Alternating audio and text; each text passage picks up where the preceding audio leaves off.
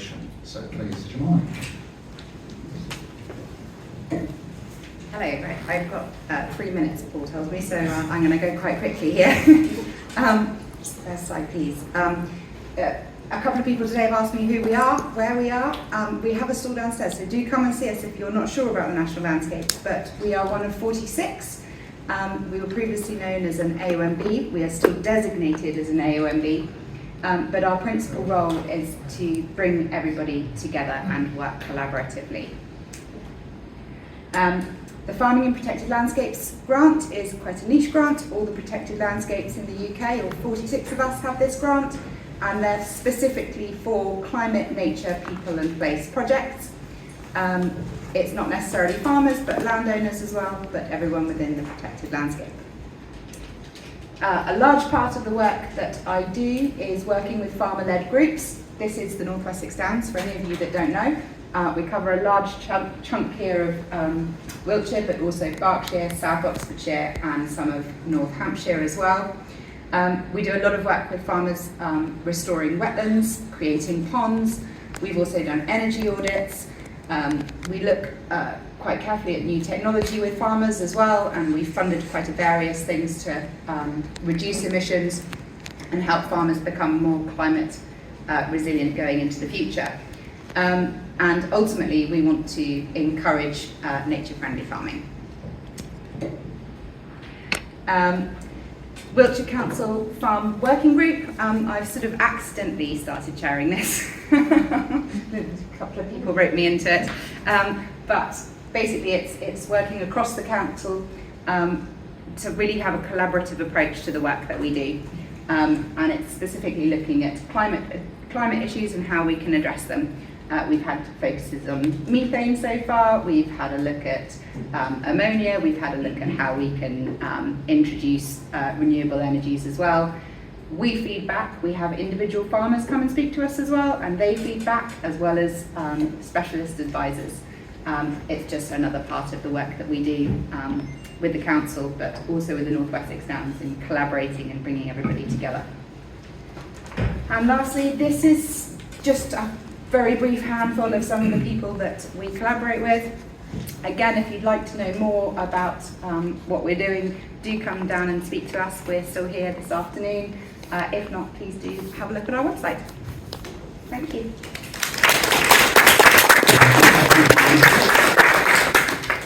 Exactly on time. Our next speaker is Cate Watson. Cate is the Climate and Biodiversity Officer at Chippenham Town Council.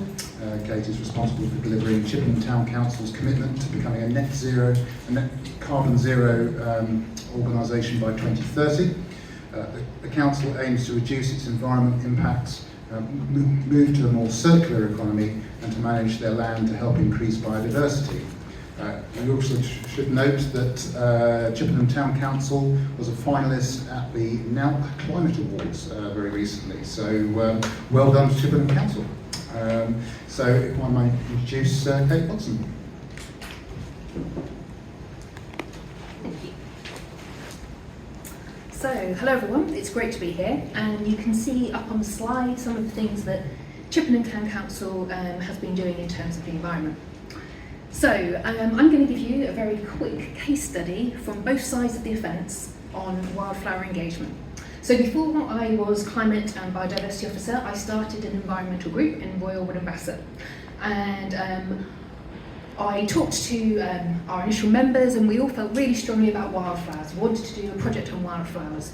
And of course we went to our local council and we talked to them, and one of the barriers we found out, we needed to show our town council that people really supported the idea of wildflowers in our parks. And as a community group, we put on an exhibition about the benefits of wildflowers and helping people manage their expectations of, they do take a while to establish. And also we created a survey, and we did paper copies and online copies, and we were then able to present to the council that 98% of people there in our town supported wildflower areas and tree planting around the edges in parks. And we now work closely with our town council. We turned into a trust, a charity. We manage a 2-acre nature reserve. Now, As a council officer, I also want to see more wildflowers introduced. But there are things as a council officer which I can do, but I couldn't do as a community organiser, and vice versa. So in my role now, in terms of wildflower engagement, I've been collaborating with other nature-related groups. So there are 12 different nature-related groups that I'm working with, and again, we focused on wildflowers. I'm sure I don't need to tell you about their biodiversity efforts, impacts, but also in terms of retaining water in the landscape. They've got deeper roots, so they can help reduce some of the impacts of flooding, as well as being less likely to encourage wildflowers than closely cropped grass. So in discussion with our Restoring Nature group in Chippenham, we have arranged a wildflower walk in a local wildflower meadow, Baden's Meadow. And the idea here is we want to show people what wildflowers, well-established, mature wildflowers look like, and model to them what it can be and the impacts on butterflies and bees and insects and other wildlife.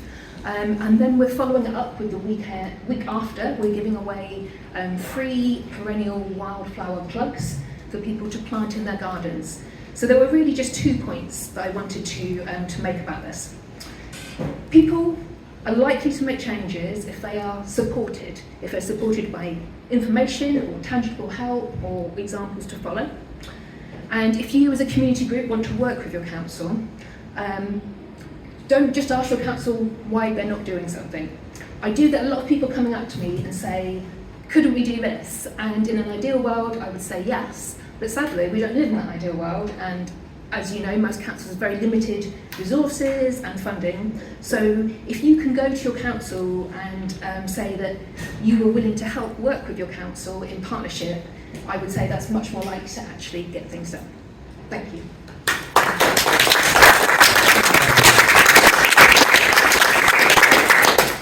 Thank you very much, Kate. Our next speaker is Connell.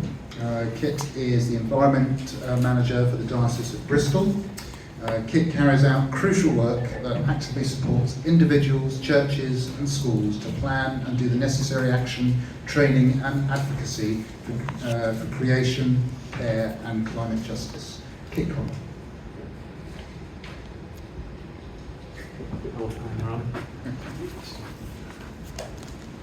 Hello everyone. Thanks for all coming, and I'm super excited to be here, and also I absolutely love my role as Environment Manager at the Diocese of Bristol. I'm super passionate about it, and the Diocese of Bristol is quite a unique organisation in more ways than one.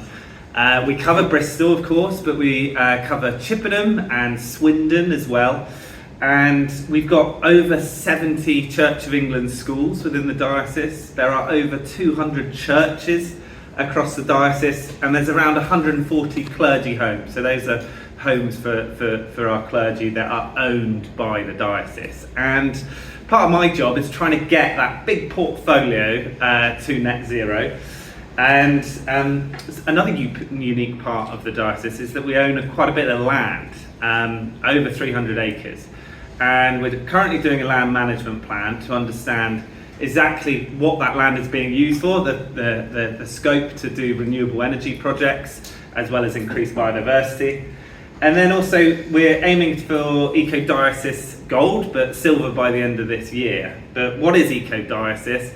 It's part of the Eco Church award scheme, which is managed by a company called Wiltshire, a charity. And this is for churches to align to, and it's all denominations. There's over 15,000 Church of England churches across the UK, and there's over 40,000 churches from other denominations, so Methodist, Baptist. And this is a really unique opportunity, I think, because there's a church in every single village across this whole country. And some of these churches aren't being used that often. Some of these churches have a bit of land with them.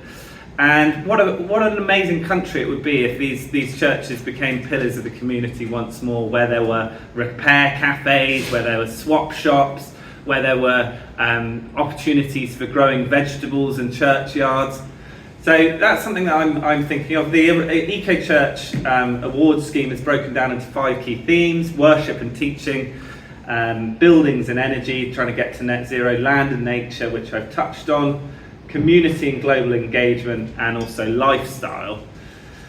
And if we take the example of North Wiltshire, we've got 33 churches in North Wiltshire. Every single one of those churches is registered to Eco Church. So that means within each church there is somebody who cares quite passionately about the environment. And there are 4 that have got that silver award. So if you're planning in a project, or you've got some sort of community development scheme in place, why don't you talk to your church at the first point of call, because they can potentially help you.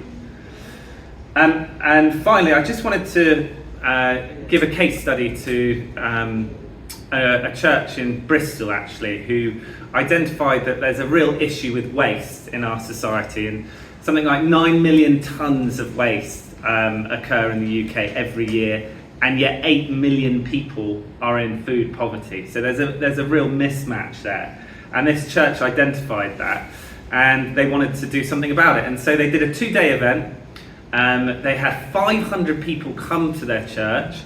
The whole emphasis was on closing the loop of the food cycle. So they worked with allotments, they worked with charities, they worked with composters, so that you could see that full cycle. And they collaborated with other projects and organisations across the local community and nationally. So it's a good example of closing that food cycle loop. And as I say, 500 people attended. It was a real beacon of hope in what is quite a troubled world right now that we all live in. So that's it. If you've got any questions, I'll be here after as well.